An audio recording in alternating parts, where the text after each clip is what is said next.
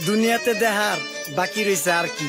কুত্তার নাম রাখছে ইস্পাত। র্যাপার আলী হাসানকে লিগ্যাল নোটিশ। দুল আজহায় মুক্তি পাওয়া নানা নাতি গানে আদালত অবমাননা হয়েছে দাবি করে র্যাপার আলী হাসানকে লিগ্যাল নোটিশ পাঠানো হয়েছে। শেরপুর জেলা জজ আদালতের সহকারী public prosecutor advocate Fahim Hasnain বুধবার লিগ্যাল নোটিশটি পাঠিয়েছেন। আলী হাসান ও মার্জুক রাসেলের গাওয়া নানা নাতি গানটি 16 জন ইউটিউব চ্যানেলে প্রকাশ পায়। গানটি লিখেছেন র্যাপার আলী হাসান, সুর করেছেন আলী হাসান ও মার্জুক রাসেল। নোটিশে 15 দিনের মধ্যে গানে আদালত অবমাননাকারী বর্তমানের কোর্টে বিচার চলে নোটে লাইনটি বাদ দেওয়া সহ অনলাইনে লাইভে এসে জনসাধারণের কাছে ক্ষমা চাইতে বলা হয়েছে। অন্যথায় তার বিরুদ্ধে আদালতে মামলা করার কথা বলা হয়েছে নোটিশে।